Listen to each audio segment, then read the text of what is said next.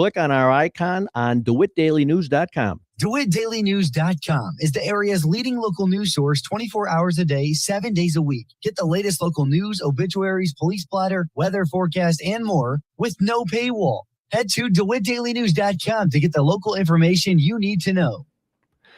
From the Hart Media Group newsroom and DeWittDailyNews.com, I'm Ben Hubbard with this expanded morning newscast.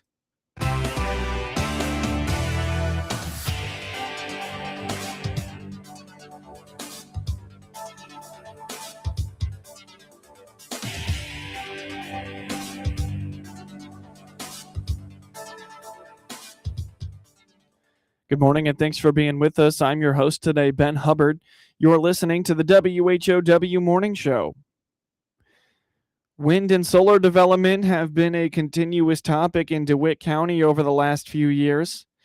At Monday night's DeWitt County Land Use Committee meeting, members reviewed changes to wind and solar ordinances made by Zoning Administrator Elizabeth Weichel, which bring the county into compliance with state statutes.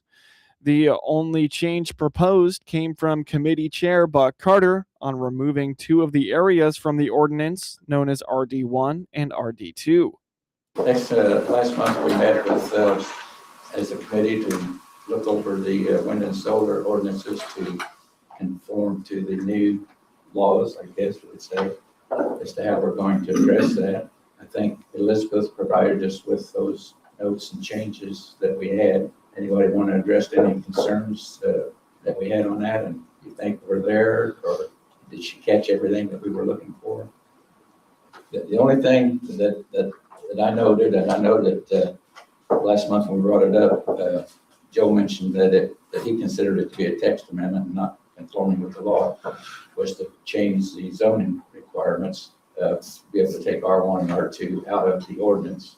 And I still feel very strongly about doing that. So I again want to make a suggestion, and we'll see if we can motion how to do it, or I'll make a motion that we proceed with taking R1 and R2 out of that ordinance for the solar. And by doing so, that we forward these changes in the wind and solar ordinance to the ZBA so that they can have the required public hearing and then bring that back to the board. I'll make that a motion, and somebody wants to second and discuss it. I'll second it so we can get to the discuss it. Committee member and full board chair Joe Whitty quickly pointed out that the proposed motion is not what the committee was approved to do by the full board. He was also concerned that without new evidence, it would be redundant and a waste of taxpayer dollars to repeat the zoning process. Okay, so we approved the land use to review the ordinances to comply with the statute. So what you're making a motion is now send it on the ZBA as a text amendment, which is not what we were approved to do at the county board. And there's three parties that can initiate a text amendment. It's the RPC, the county board, not a committee, and then I think the public can if they pay for it, something in the public. So I don't think it's proper for the land use to initiate that without first taking it to the board and saying, is this something that we want to do? Personally, I'm opposed because we went through this. You talked about the RD1, RD2, and the LaSalle factors and maybe some other things, and those have gone through the ZBA. They came with their recommendation and took a vote on it. I was looking, I don't know if it was 2023, but nothing that I'm aware of has changed. And outside of the statute, we're dealing with that tonight, but nothing has changed that should necessarily change the evidence that would be presented at the ZBA to make a different recommendation, as far as I know. And I think it's a waste of taxpayer dollars to go through these hearings every couple of years just because maybe the way the vote went the first time we didn't like it, so we want to send it back through and maybe hope for a different outcome.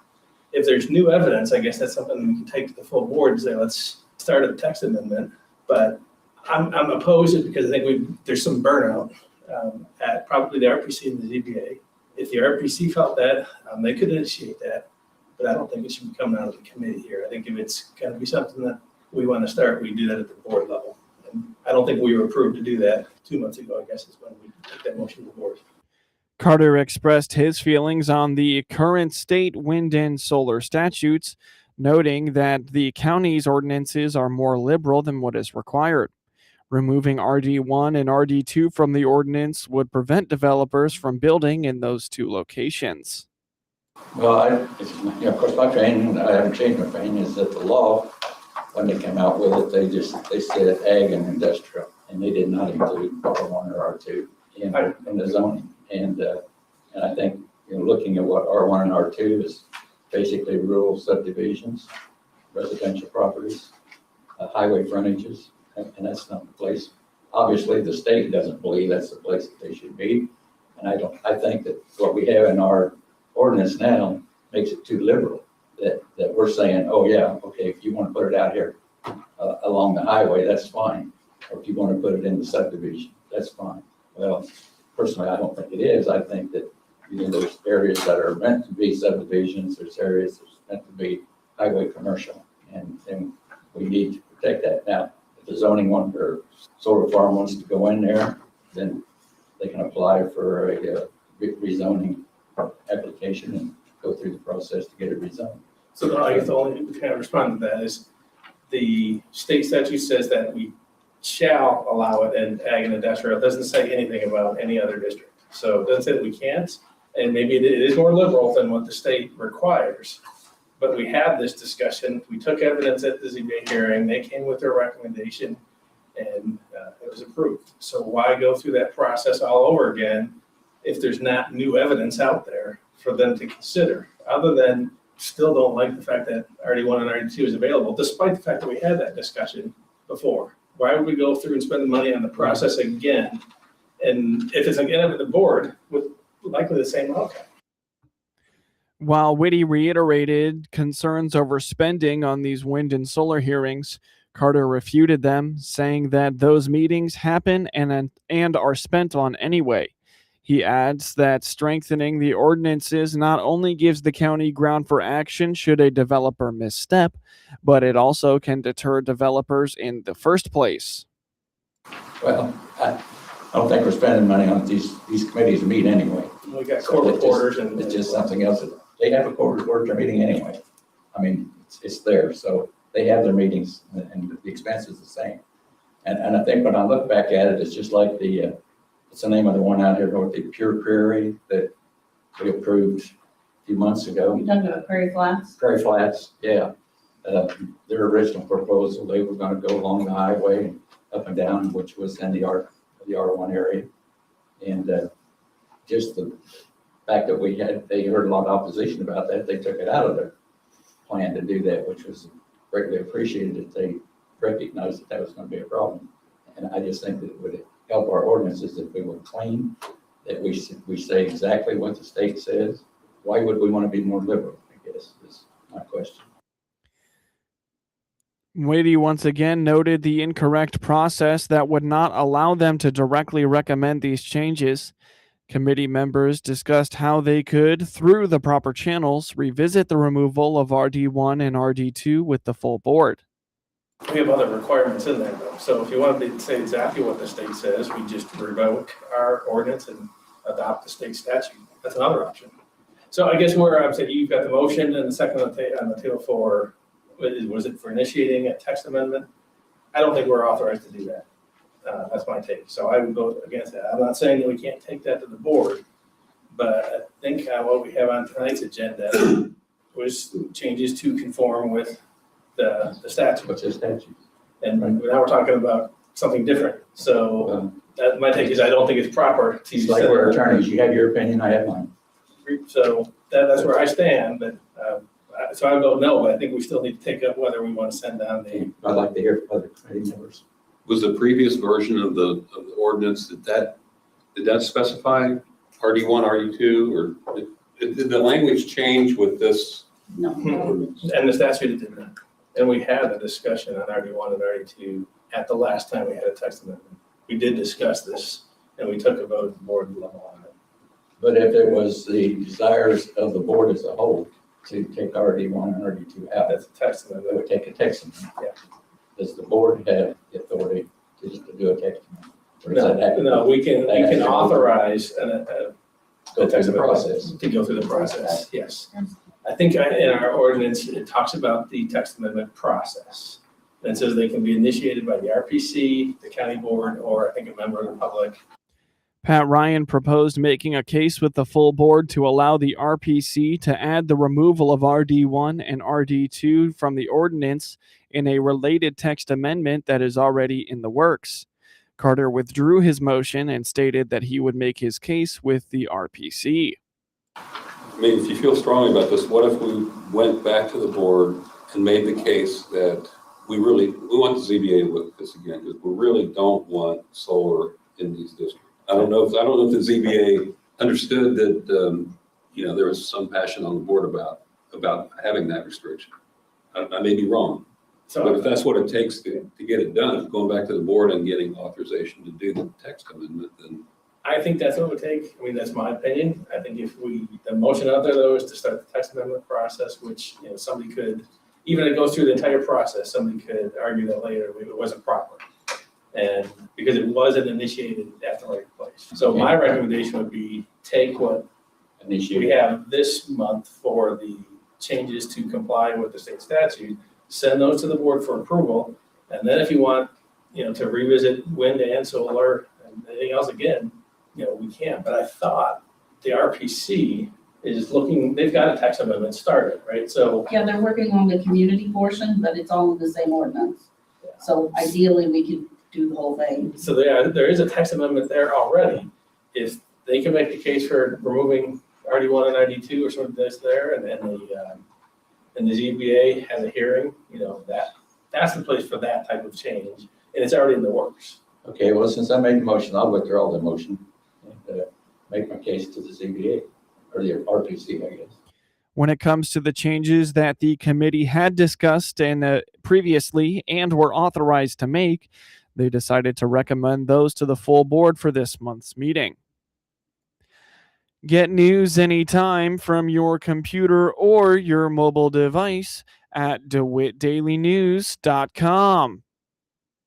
Good morning. I'm Ben Lowers, and I'm running for DeWitt County Sheriff. For 30 years, I've dedicated my career to protecting communities. I started as a 911 dispatcher, learning how to handle a crisis before I ever stepped into a squad car. I've served 25 years with the Clinton Police Department, the last 12 as Clinton's chief of police. I understand every level of public safety because I've lived it on the very front lines. As your sheriff, I'll bring that diverse experience, passion for law enforcement and leadership, and a steady hand to all of DeWitt County. I'm Ben Lowers, and I'm asking for your vote on March 17th. Paid for by citizens to elect Ben Lowers. This winter, your to-do list should include hot cocoa, and that's about it. No planning for repairs, no worrying about upkeep, and absolutely no hassle. Because winters in Illinois can be unforgiving with cutting winds, fast-falling snow, and driveways that are never quite clear. But at Hickory Point Garden Homes, snow removal, icy driveways, and winter wear and tear are already handled. So you're not braving the cold just to get out the door. If you're ready for a winter that feels easier, see Hickory Point Garden Homes by scheduling a tour today. Click on their icon at DeWittDailyNews.com today.